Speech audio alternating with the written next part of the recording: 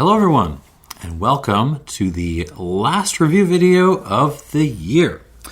So next time is going to be my top 10, top something list. I don't know. I've got a bunch of stuff to sort through.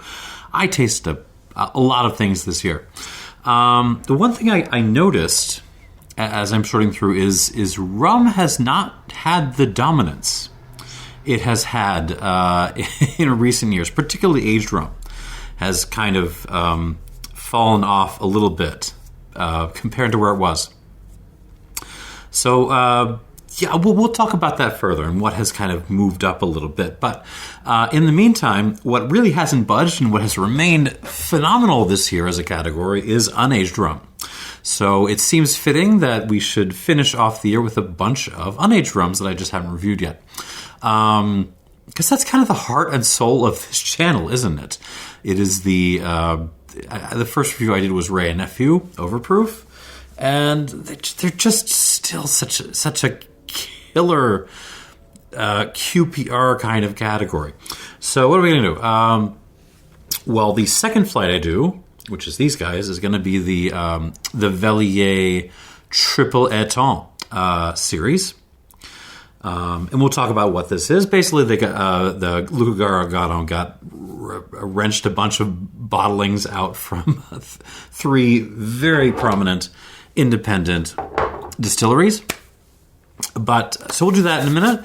But we're going to start off with these four unaged rums, which I have not reviewed yet, and I'm very, very excited to try them. All right, so we've got three Agricoles, and let me set my glasses.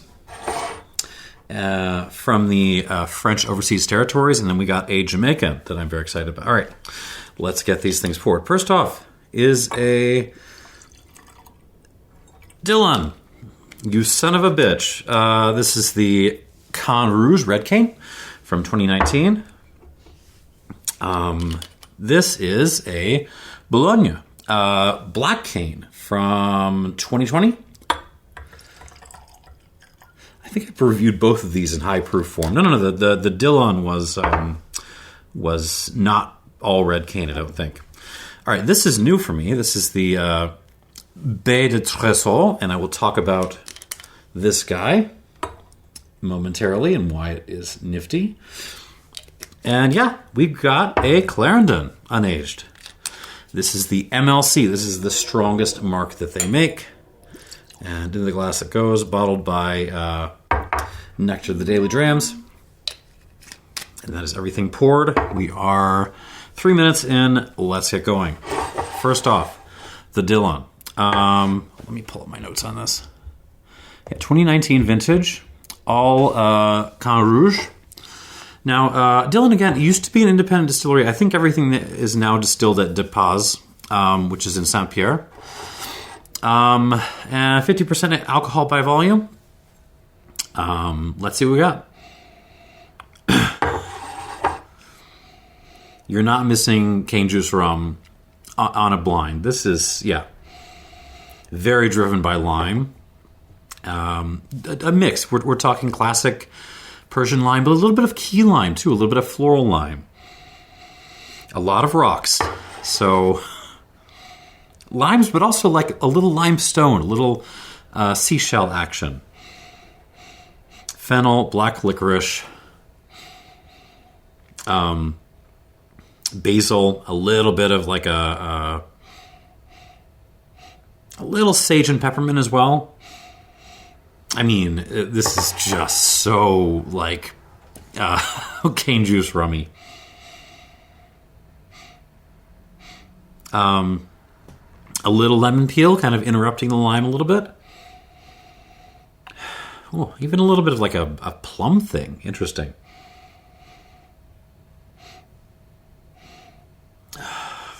Something else. Maybe like underripe apricot. A little bit of that. And that's mostly, I mean, it smells like a delicious classic cane juice rum, leaning towards the citrusy, minerally end of things.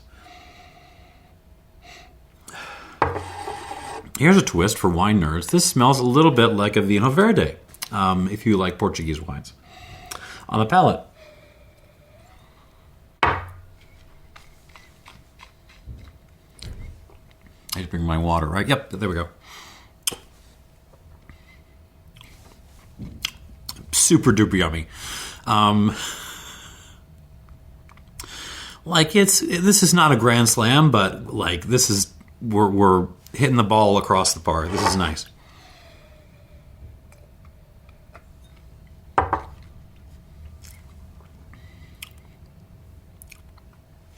Lime is still very present. Again, it's a kind of mix of Persian lime and key lime. A little bit of florals. A lot of florals, actually. A little bit of a stemminess, too. Like flower stems. But on the palate, much more driven by basil, sage, fennel, a little bit of aniseed. So a little bit like a hippie toothpaste thing, which I'm enjoying. The rocks are still very present. You've still got your seashells and limestone. A little brininess. Very bright, very refreshing. And that's about all I can say about this. The mouth feels lovely. It does not feel thin at all. It feels weighty. Good finish, good texture. A little bit short on the palate. Like we're not getting into my tonsils at all, but that's fine. I mean, this is not an expensive bottling.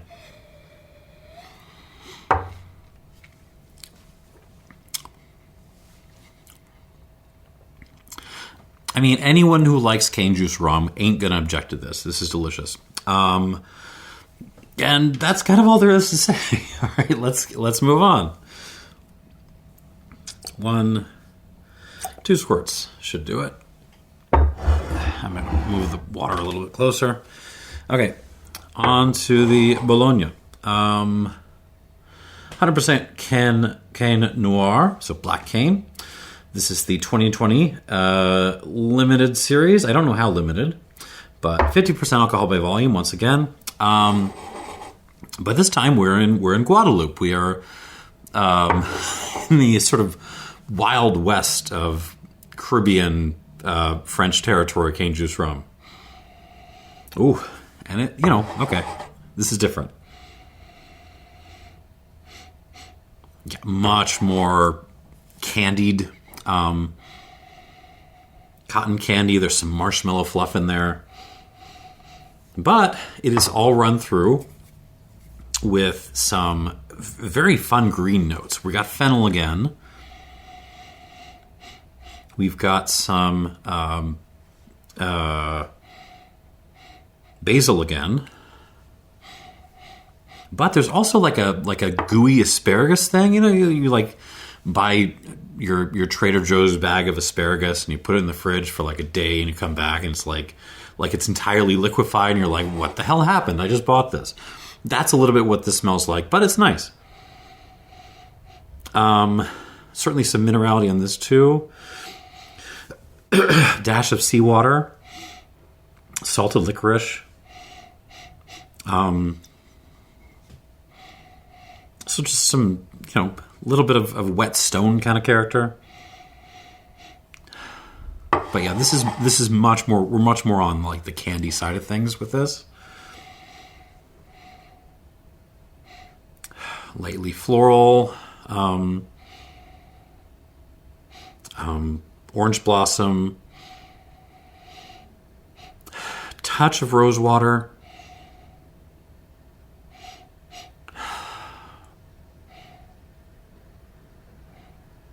It's very, it's very pretty. It's very candied.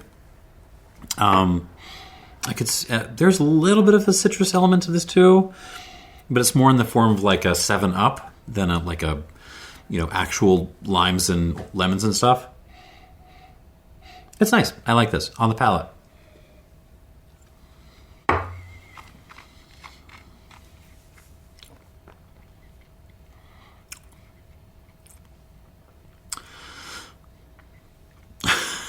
Similar level of quality to the Dillon. But different character. Like, so yeah, we're staying with the candy side of things. So we're going to take some marshmallow fluff and some cotton candy. We're going to douse it with 7-Up and throw some rocks and salted licorice in there. And that's a lot of what this tastes like.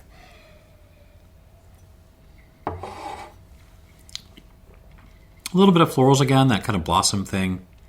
Lavender, rose water. It is very peppery, actually. It gets much more driven by black pepper, even a little bit of cumin on the palate, especially coming on the back end.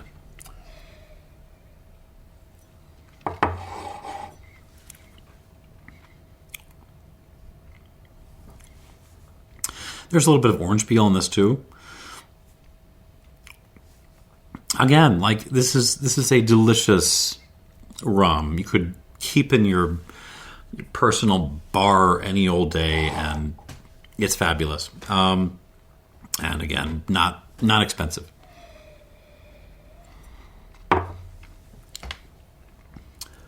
One, two. Similar quality. I might like the Bologna just a little bit more. All right, this is the interesting one. I have never tried this stuff before. This is Baie de Trésors, Plein Soleil, 2021. It's unaged, 54% alcohol from a single plot, which is the Fond Basile, if you're curious. Now, what is interesting about this? I've looked at this brand and I kind of like, not had a ton of interest in it initially because I just didn't know what it was. This is actually very interesting because if you are any kind of rum nerd, you probably know something about Le Galion, the rum in Martinique that is not allowed to call itself a Martinique rum because it doesn't qualify for the AOC because it is based in molasses. Le Galion, I reviewed a bunch of them. I love it. It's very savory and a ton of fun. But it is industrial rum distilled on a short column still. Jesus. Apologies. Baie de Trésors is Le Galion's legal Martinique AOC line of rums, and it is cane juice based, and that's kind of cool. It's so this is not just a floating distillery. This is a distillery based in a cane factory, in a sugar factory that is making this stuff, and that's kind of exciting. So we're gonna give this a shot. I have no idea what to expect.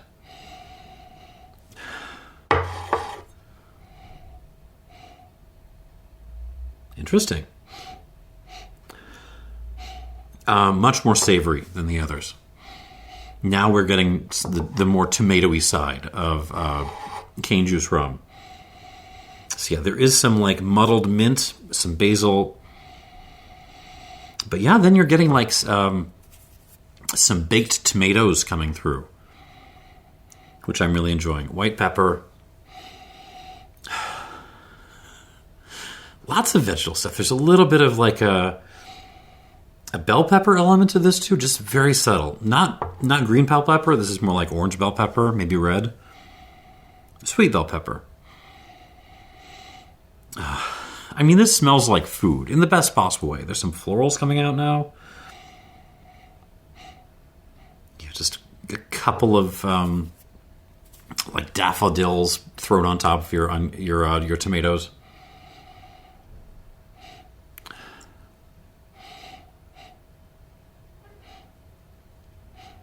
Certainly peppery. I mentioned the pepper though, didn't I?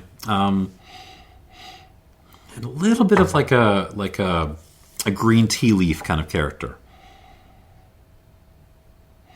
And that's it. It smells fabulous. I mean, we're nowhere near the level of madness that you would get in like a Clarendon or like a really wild fermented cane juice rum, but this is still, for this style, for agricole rum, we're pushing to the savory end of things on the palate.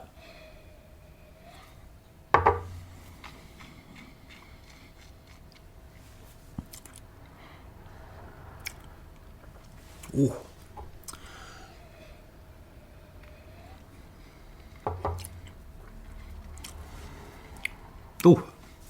And as sometimes happens with agricole cane juice rums that present very savory on the nose, on the palate, this is like very fruity and just creamy. I feel like I'm drinking a plum soda or something. What is that? Hold on.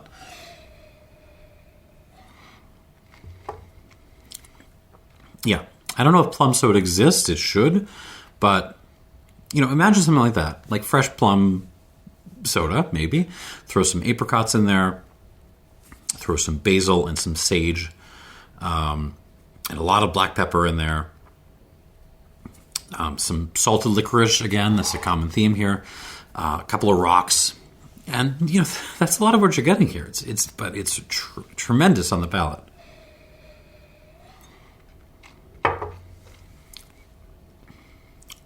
I'm looking for the tomatoiness. It's not really there on the palate. Not really. The herbaceousness I'm enjoying, the basil, there's a little bit of thyme as well. But yeah, we've moved on to the creamy, fruity, desserty side of things. With some herbaceous, rocky stuff, too.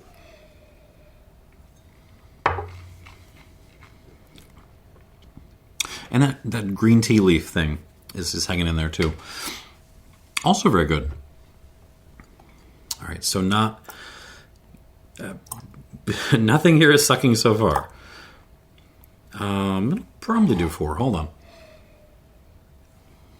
I'll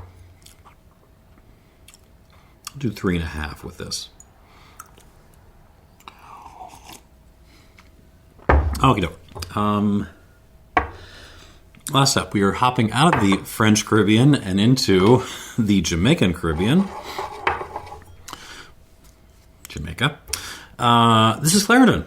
This is the MLC mark as bottled by Nectars of the Daily Dram. So this is pot distilled molasses and the highest mark that Clarendon makes. Disputed numbers, but this is somewhere between 450 and 600 grams per hectoliter of pure alcohol, which, Hampden and Long Pond and some of those others are just getting started at that point, but this is as crazy as Clarendon gets. I'm really excited to try this. 59% alcohol by volume. Again, not expensive. Yeah. Fabulous. Beginnings of high ester Jamaica is what this smells like. Oh, fabulous. Yes. We are getting Smarties candy. A couple of sweet tarts in there, too. We are getting that thing which I've described in the past as rocks turning into flowers and flowers turning back into rocks. That rocky flowers, if you like. That is so Jamaican. But we're not so far into the ester stratosphere that we are losing track of the rummy side of things. There is still a little bit of like a cane syrup element to this. There is certainly some olive. I wasn't really getting olive in these previous 3. I'm getting olive on this. Really black olive. A little bit of fennel.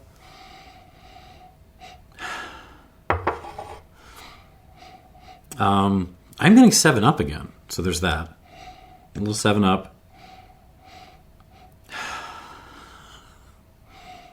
Delightful. There's some pineapple happening, some orange in there. So a little bit of like the Faygo that combines the orange and the pineapple. There's a little bit of that. Very perfumed, very floral as well. There's just a little hint of like you walked into a beauty salon here.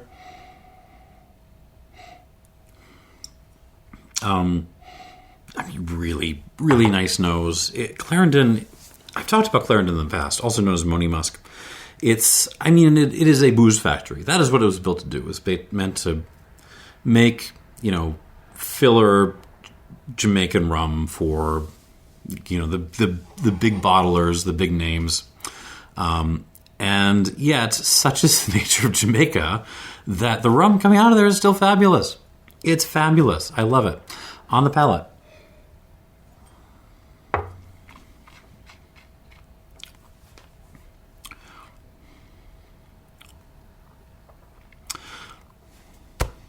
I mean, just gorgeous stuff that can hold its head high against, any other distillery in Jamaica, or the Caribbean for that matter.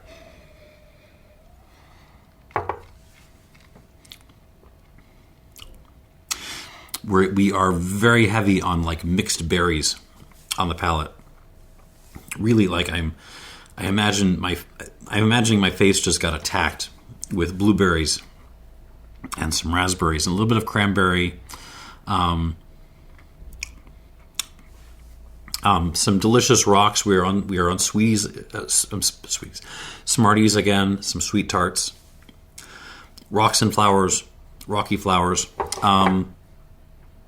That kind of beauty salon thing. There's a little bit of like a nail polish remover thing in this, but we're also talking shampoos, conditioners, beauty products.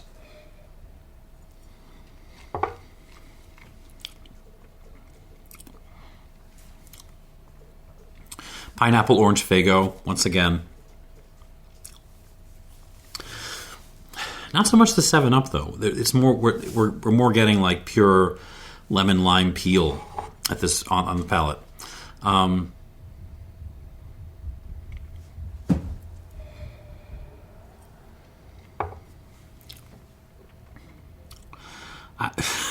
It's just a really good rum. Great texture. It could be firmer in the texture. I'm imagining this will firm up as I add water to it. But pretty good already.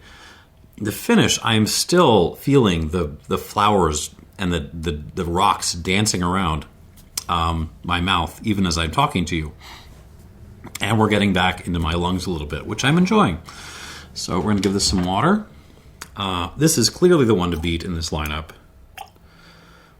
3, 4, 5, and that being said, nothing on the table right now sucks. These are all really good. I would be delighted to own any one of these. Put that right there. All right, let's walk through these one more time, and we'll give these a score, shall we? All right, back to the Dillon. You son of a bitch. Yeah,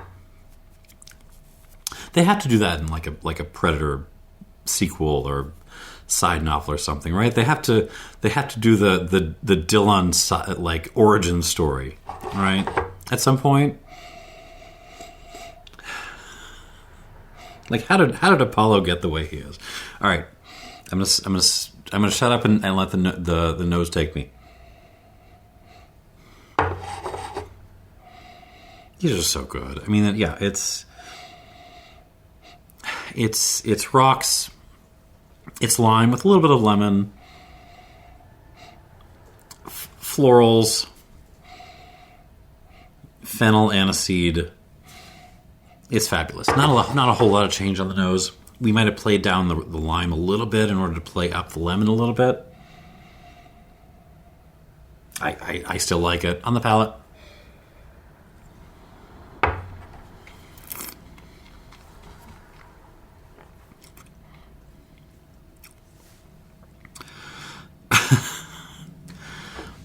Just hard to argue with this. It's a great little rum. No, it's not. It's a very good little rum.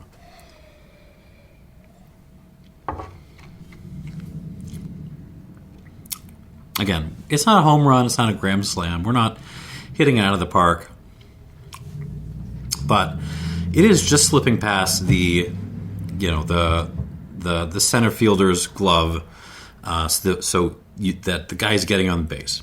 This is getting on base, and I appreciate that. I'm going to give this. It gets a little bit better with the water. Hold on.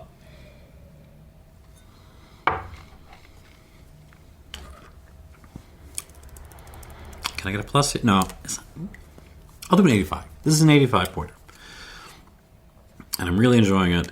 85 points for the Dillon. I mean, it might be just 85 for all these first three. They're all very good. All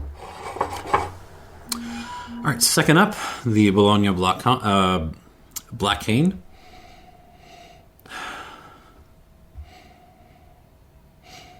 Yeah, okay.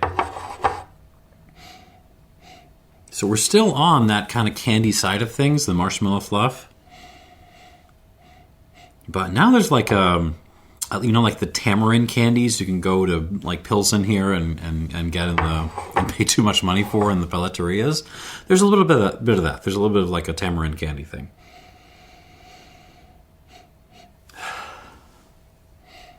Yeah, much more. Yeah, like sweetie, desserty kind of nose to it than the previous one, but it does have like still has that little agricole edge of herbaceousness and minerality. Okay, on the palate.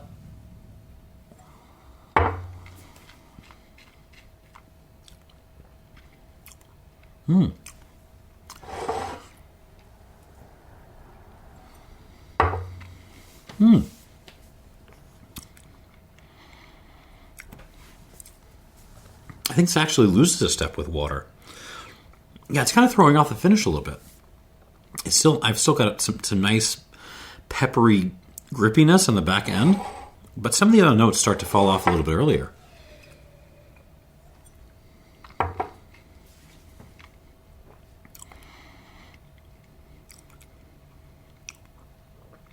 No, maybe it's just that they're not falling off earlier. It's just the pepper has been played up a little bit in a way that I'm not entirely enjoying. I mean, it's still a fabulous, delicious little rum. But I think I was enjoying it more without water. Let me try the Dillon one more time for comparison.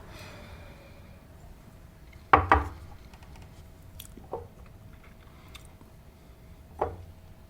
think the Dillon's a little bit better. It's just a hair bit more balanced, at least with water.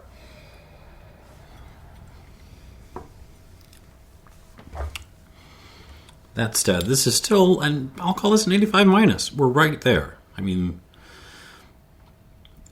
quality-wise, we're, in that same territory. 85 minus. Good. I liked it better without water. Oh, this would make a fantastic daiquiri or tea punch or something. All right, moving on. Back to the Baie de Trésors from Le Galion.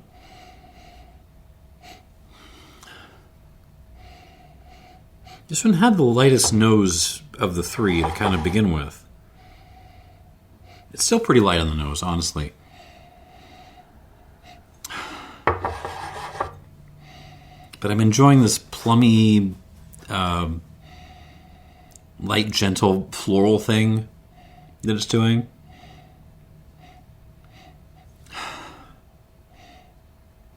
But yeah, it's the savory notes I was getting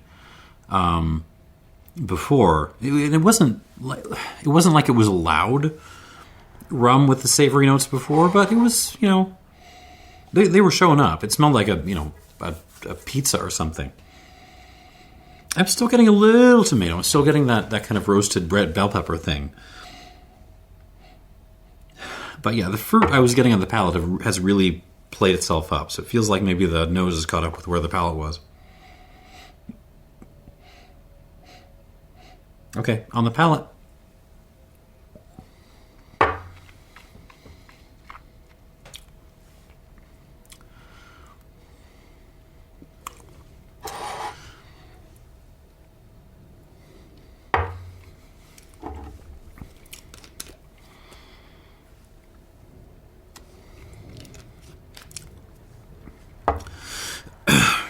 This is another one where it feels like it just loses a step a little bit with the addition of water.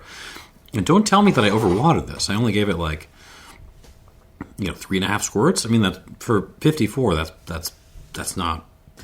That should be fine.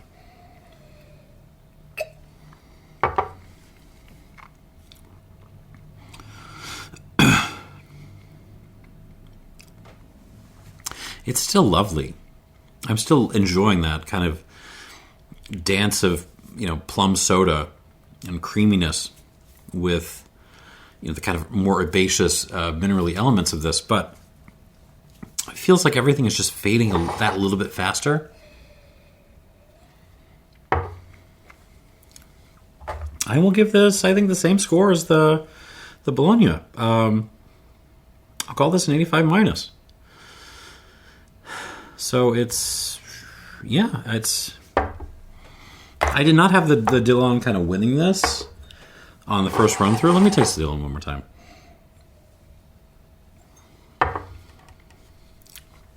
It's certainly taking it away now. It just likes the water better than these others. It's not really improving with water. It's just taking it better. So, yeah. Take that away from what you will. All right, now let's move on to Jamaica. Clarendon MLC. I am darn excited to see what this did with water.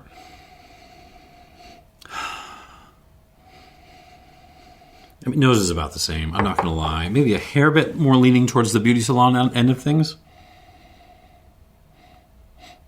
There's a little bit of like a pickle juice thing coming out now, which I'm enjoying. But, same territory on the nose. And I'm okay with that. On the palate.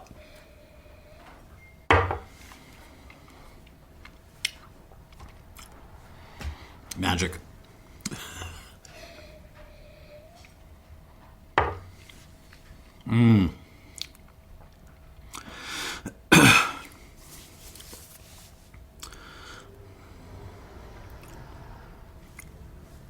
I mean, similar energy to where it was before. Honestly, the flavors have shifted a little bit. We've gone a little bit more olivey and pickly now, but we're still heavy on the berries and the Smarties and the rocks and flowers. It's just now it feels like the rummy side of this, the side that wants to be briny and savory has reasserted itself against the insane estery stuff.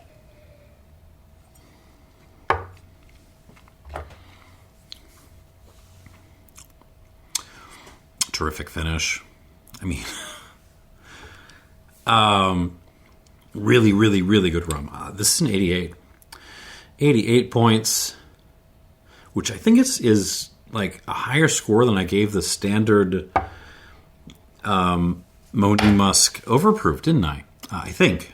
Yeah, so if Clarendon Moaning Musk folks, if you're watching this, if you are looking to retool the Overproof, just bottle this. Just like make a lot of MLC and bottle it.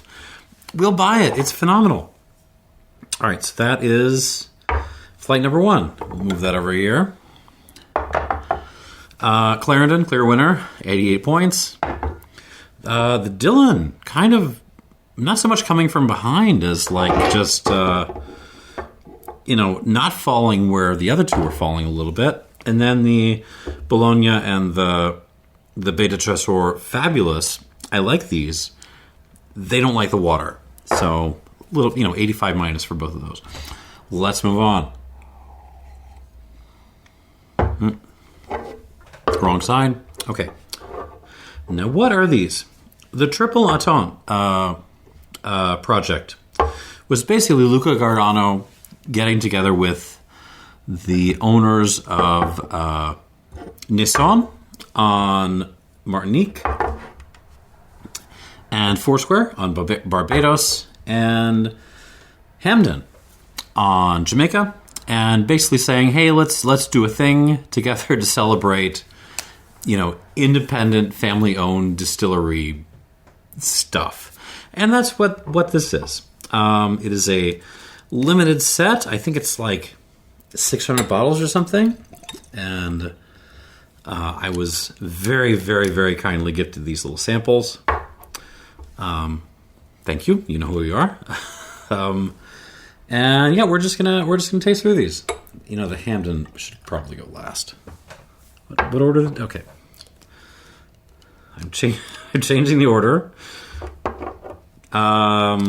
and I will tell you about these as we go through them. All right, here we go. You can probably still find this set. Actually, it only came out like I think late last year or something, and it wasn't a huge seller. All right, starting off with the Neisson because I'm expecting this to be the least insane of the bunch. This is, it's from one of my favorite agricole rum distilleries out there. I mean, just my favorite rum distilleries out there, frankly. This is just column-distilled cane juice, not any particular varietal or a plot that I know of. It's a mix of stuff, but they ferment this pretty long. This is 96 to 124 hours of fermenting, which is not... Yeah, I mean, by Jamaican standards, that's not too long, but by Martinique standards, we're getting up there. So, what, 4 or 5 days? 5+ days? 52.5% ABV. Let's see what this has got.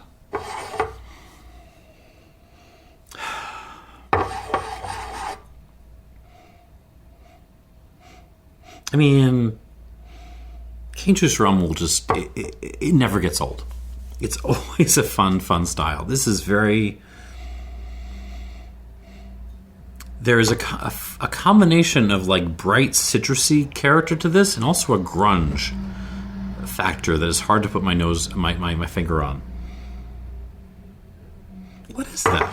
I mean, it's as if you took a really beautiful, simple agricole rum. Lemon, lime, some fennel, basil, PP toothpaste, brine, and lots of rocks, variety of rocks, mixed rocks. And then you just kind of like put some tar or something in there. It's really weird, but good. Yeah, standard issue agricole plus tar might be the best I can do with this. Like just a little bit of color from like tar, coal smoke, something like that. Just this very subtle grungy character giving this nudge upwards. But yeah, I mean, for the most part, we're in the standard territory of Rhum Blanc Agricole. It's a distinctive combination of very, very clean and a little dirty that is intensely appealing to me. Let's see what we got on the palate.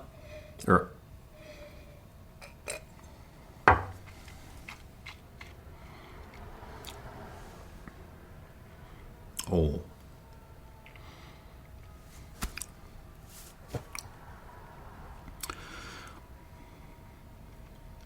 That's very pretty. Same kind of vibe, but man, this has such a development to it. Oh, that's really pretty. Hold on, one more time.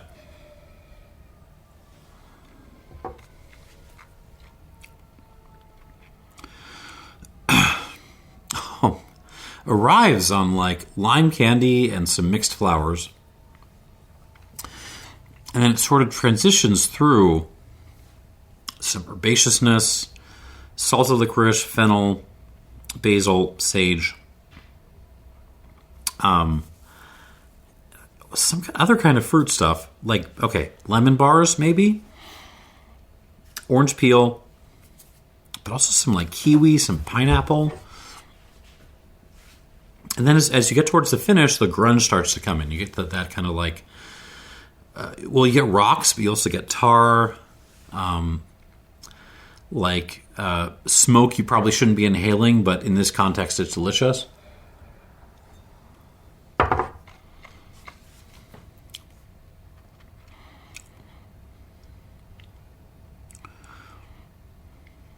Yeah, and there's a vivid character to this that kind of a three-dimensionality that kind of goes beyond the notes as I'm presenting them.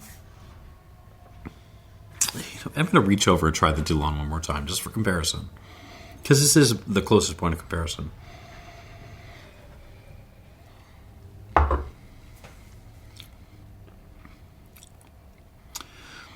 The Dillon is fabulous, but it's just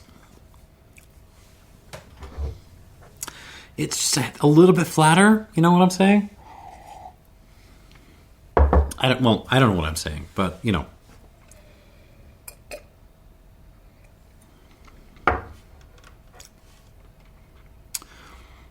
Oh yeah, there's like a tea leafy character to this. Oh, this is good. I don't think it is. I don't know if this is going to win the lineup, but it is. It's a lovely Neisson. Not the best Neisson I've ever tried. It is not up there with the that 70% monster that I went nuts for, but it's a good Neisson. All right, this is the Foursquare. This is. Well, clearly it is unaged, and this is pot distilled molasses plus long fermented cane juice. Also bottled 2024. I don't know. I mean, on paper, this should be the same as the LFT that I reviewed. I don't know, a couple of months ago, maybe a year or two. I don't know. I reviewed LFT at some point. I will link that up down below. On stats, this looks like it's probably similar. And yeah, I mean, it smells pretty similar. There is a cream puffy element to this. Yeah, cream puff plus some intense herbaceous notes. And a lot of rocks and a lot of flowers. Rocks and flowers. I'm enjoying that.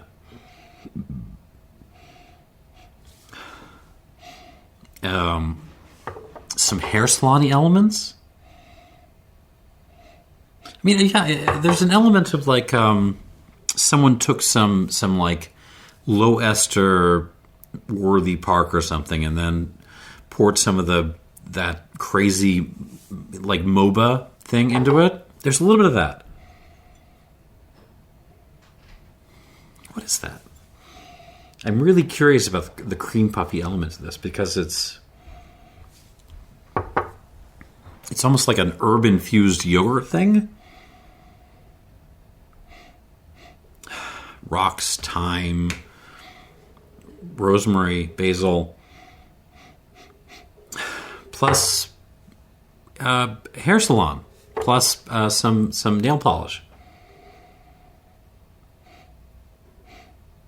Fun, interesting. I am not that fresh on LFT, but this is reminding me of that. We're in that same territory with this on the palate.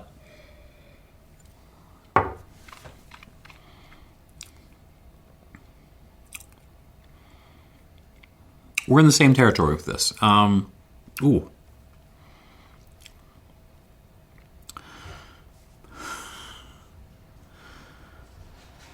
Yeah. Like cream puff, but herbaceous and slightly grassy and floral, with some sweet tarts. No, the Sour Patch candy.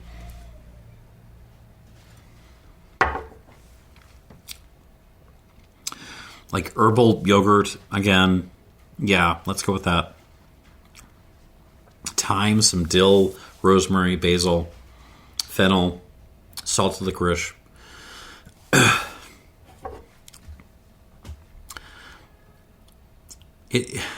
It's hard to wrap your brain around.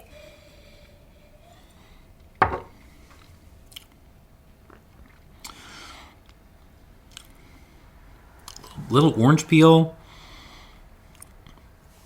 more florals, almost perfumey.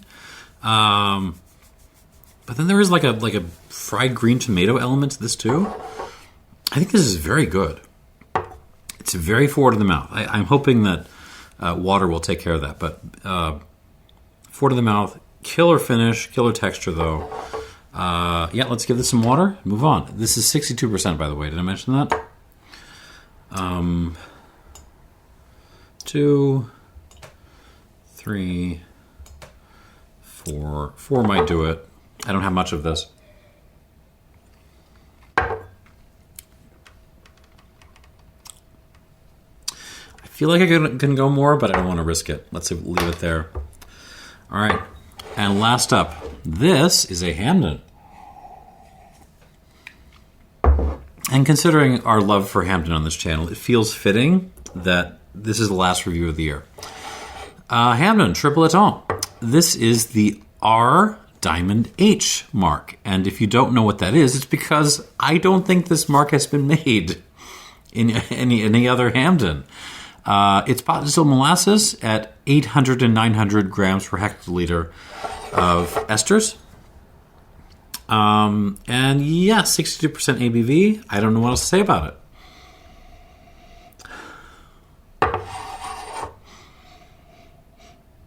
I mean, high ester Hampden.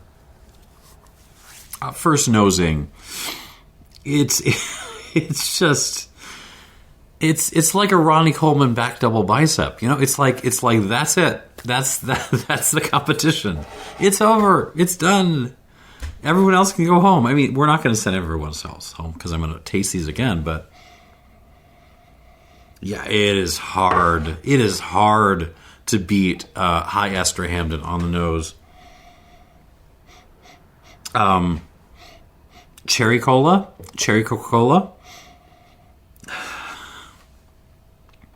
Rocks turning into flowers, turning back into rocks. Rocky flowers. All the berries, all the Smarties candy, all the sweet tarts, all the Sour Patch.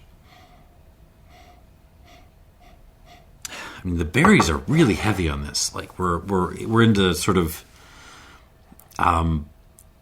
blueberry, cherry, raspberry, cranberry territory.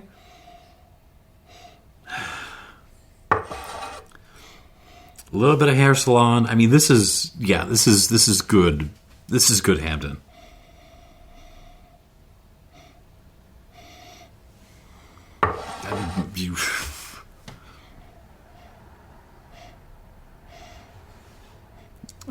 Fabulous. It's a fabulous nose. This is. We're starting to lose the rumminess at this point. If I look for it, there's still a little bit of like salted licorice kind of character, like half a green olive maybe. But we are heading, we are leaving planet Earth behind at this point. We are really heading into, maximum esters here. But there's just enough of a hint that, hey, this is still rum to keep it grounded. Yeah, pretty. I like this. On the palate.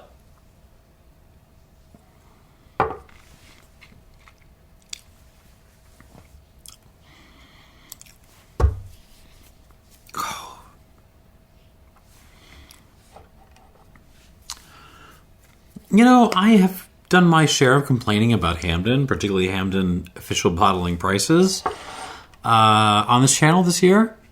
And I mean, when they're always still going to be in the mix. When they can make a distillate like this, Jesus.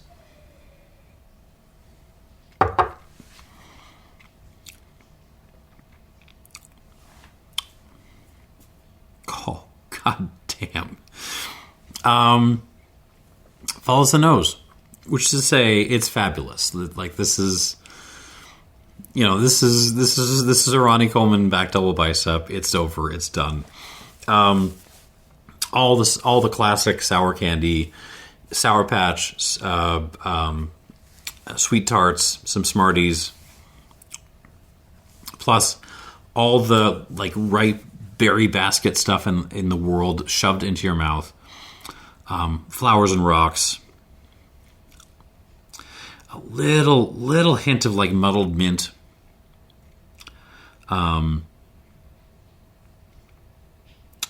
less rumminess on the palate than there is on the nose, honestly. A little like, green tea, maybe. Half a black olive this time. Little fennel. But yeah, we're and all the hair salon stuff, all the beauty salon stuff,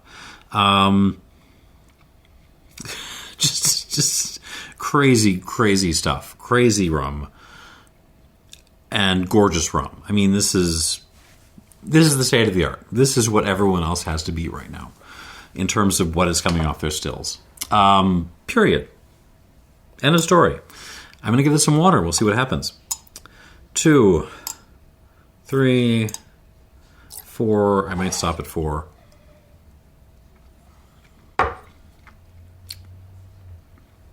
Oh, God damn. I will stop at 4. Is this going to be the Clarendon? I don't know. Let me try the Clarendon one more time. No, that's not the Clarendon. What is that? This is the Clarendon.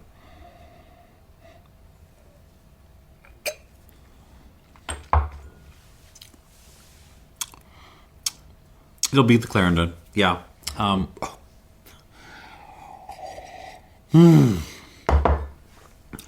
It's a hard job. All right. Let's go back through these one more time and give them scores. All right. Back to the Neisson, which is not winning this. I'm just going to tell you right now. This is a wonderful rum. It ain't winning against these two, particularly against the Hampden.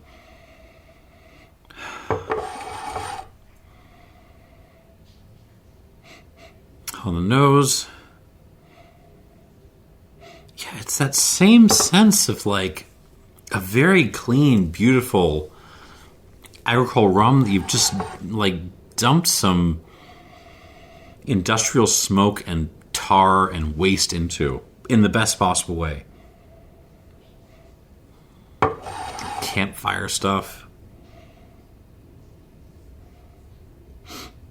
But it's subtle, right? It's not like punching in the nose with the ashy, tarry, smoky stuff. It's just like a little bit of color, adding depth to this. I mean, not a whole lot of change on the nose. It's a fun nose on the palate.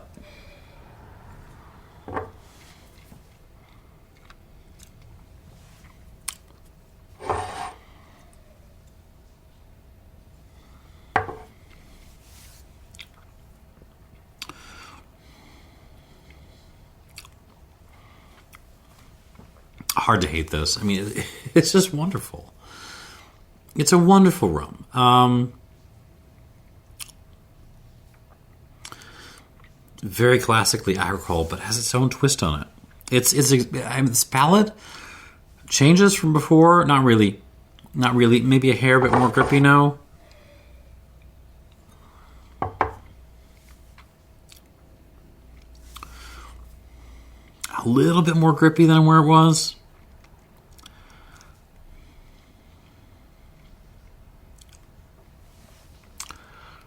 I like it better than the Dillon. Do I like it better than the Clarendon, though? Hold on, let me try this one more time. Clarendon.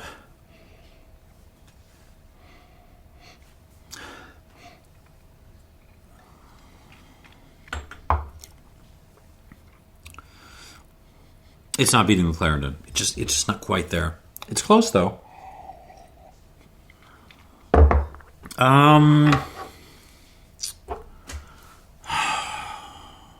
Better than an 87. I'll call this an 87 plus. 87 plus points. Oh, come on. Come on, Sharpie. 87 plus points. It's not even visible. All right. I'm just going to write in the label. 87 plus. For the triple Entente Neisson. Let's try the Foursquare one more time.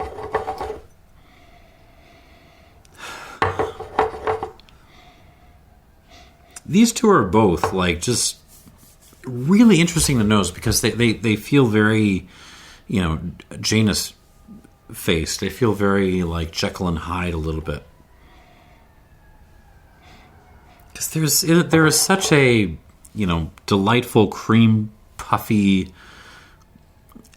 like almost dairy character to this, with some herbs and maybe a touch of tomato. But then it gets so weird at the same time, like rocky and just like floral and intense, and like beauty salami.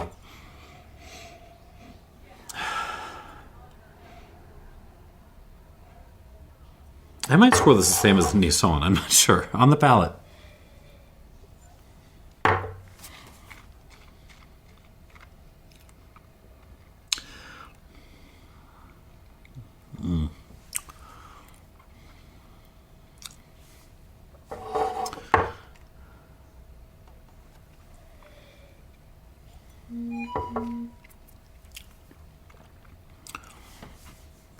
Also fabulous. Very much more like cream puffy, but then it has that like herbaceous yogurt thing going on. Yeah, it really feels like a beautiful meeting point between like high ester Moba and like a little bit of low ester Worthy Park, something like that. It's a little tomatoey.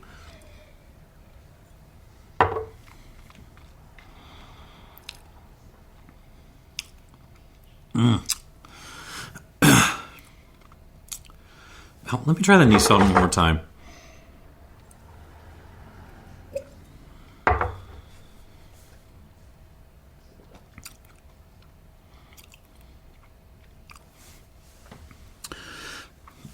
The Foursquare is a little bit bigger, a little bit fatter. I don't think it's winning against the Neisson, honestly.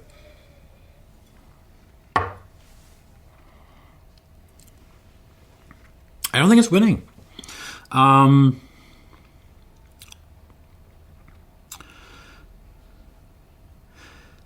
Yeah, it has a little bit more of a full texture to it, a little bit more dominance on the palate, but it doesn't bring the precision, the precise, detailed complexity that the Neisson has. I'm stuck between an 87 and 88 on this. I'm going to call this an 87 plus 2. Even though it didn't really change that much with water, it's just like that's halfway. 87 plus. And let's do the Hampden. Last review of the year. God almighty, my mouth. On the nose.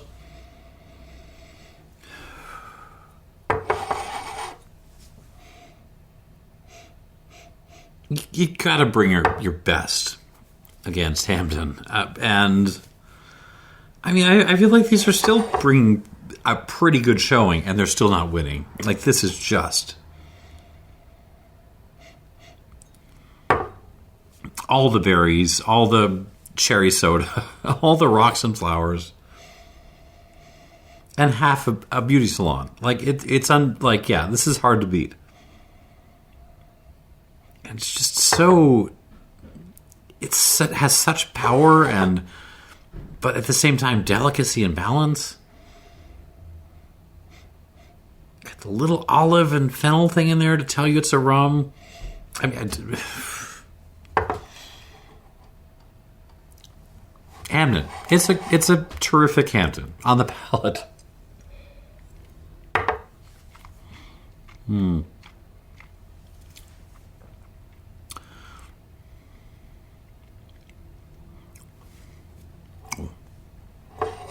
Gets a little sour on the back end, which I like.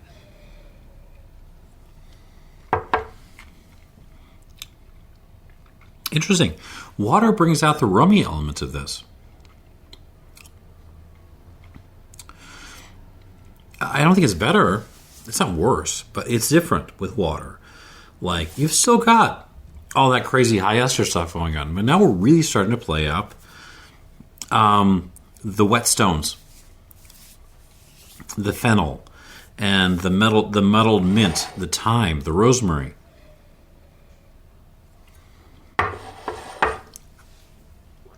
Olive, like beach mud.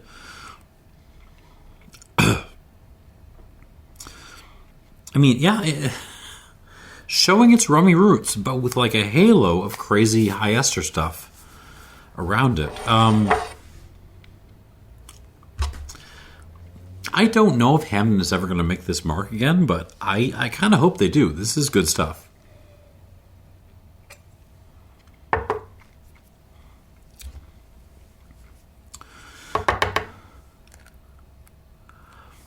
Can I find a 90? I kind of want to go 90. I don't know if I can go 90. Hold on.